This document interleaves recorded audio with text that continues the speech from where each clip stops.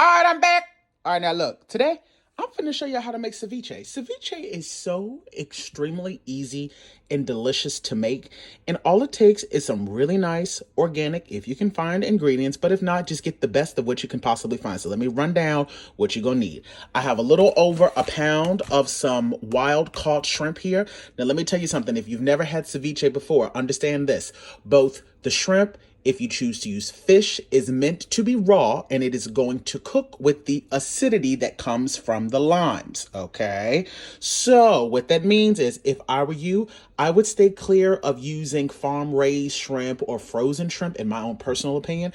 But if you have to use frozen shrimp, that's completely fine. Just please make sure that they are completely thawed, deveined, and deshelled, okay? You're also gonna need some clamato juice, tomato cocktail. I have 4 nice firm tomatoes. You want to make sure they're extremely firm.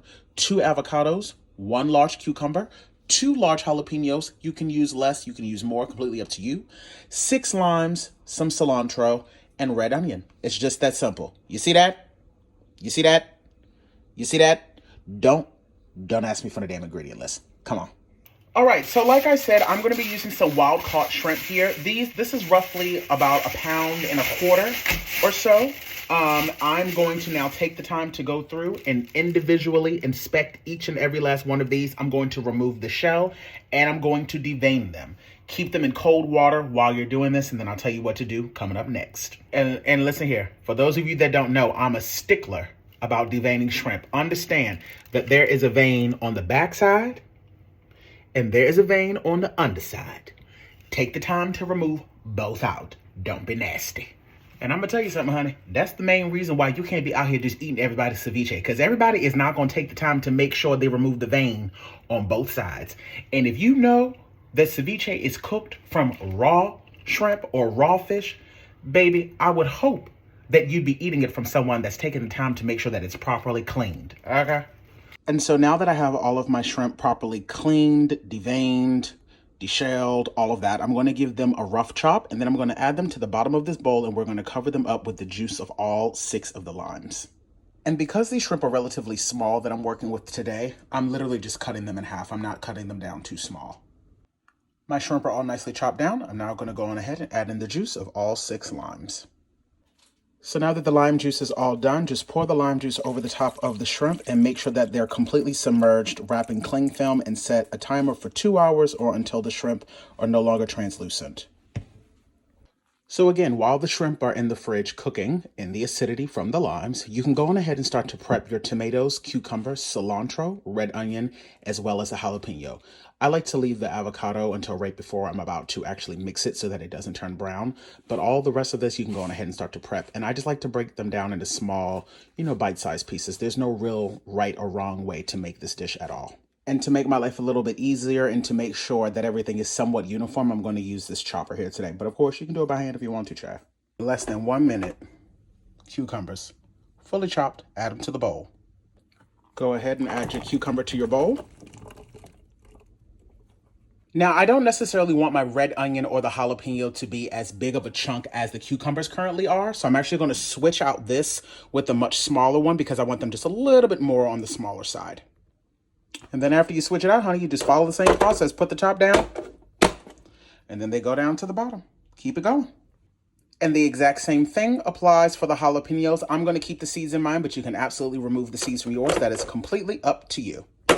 And now you can go on ahead and add in your jalapenos and your red onions to the bowl as well. And as far as the tomatoes, I actually don't like to chop the tomatoes up in this only because I don't want them to get mashed up. These are nice and firm, which is exactly what you want. So what I do is I cut them vertically, and now I'm just going to go across and cut them horizontally just so that it's nice and small. Again, y'all, there's no real wrong or right way of doing it. It's all just a matter of preference. You want everything to be bite-sized so that it fits on a tortilla chip is essentially the goal. So now that I have all of my tomatoes nicely and finely diced down, you don't have to do the step if you don't want to. It's just something that I do. I like to put it inside of a fine mesh strainer just to allow some of the excess liquid to drip off of it. You're not they don't need to be pat dried or nothing like that, just to get some of the excess liquid off. And then you're literally just going to go on ahead and add that directly to the bowl. And now you can go on ahead and give this a little toss.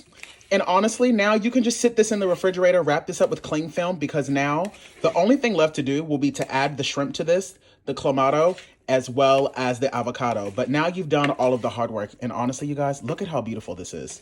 This is the reason why I love ceviche. It's just so fresh. And honestly, this is something that people associate with the spring and summertime. But let me tell you something. I eat this year round.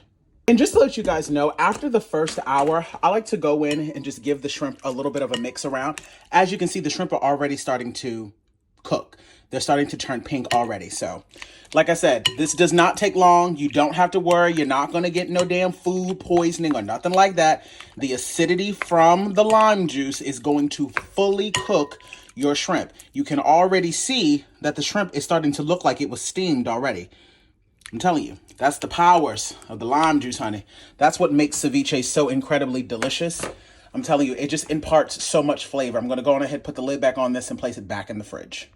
And so as you guys can see, my shrimp are now fully cooked. So I'm going to go on ahead. I'm going to add in that 1 cup of the tomato juice, the clamato tomato juice, the cocktail.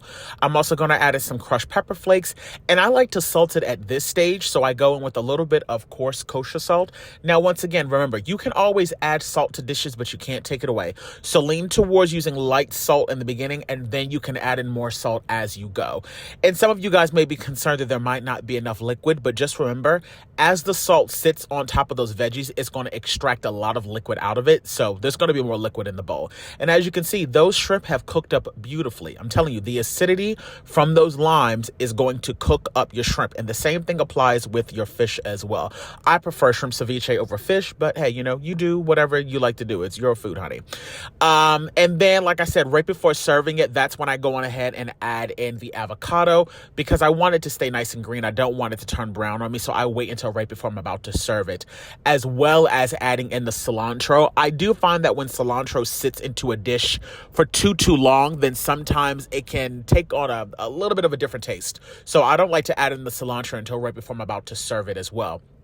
Give it a mix, taste for any additional kosher salt and pepper, and then you're good to go. You can serve this over top of a tostada. You can serve it with, just tortilla chips. It is always a fan favorite. Like I said, this is not something that I just eat during the spring and summertime. I could eat this year round. I absolutely love it. It's also really good for meal prepping. Just throwing that out there. Great protein, great veggies. So I hope y'all like it, honey. And yes, this will be featured in my cookbook, Cultural Mosaic of Food to Around the Globe. Pre-sale begins September the 10th. Get yourself a copy, honey.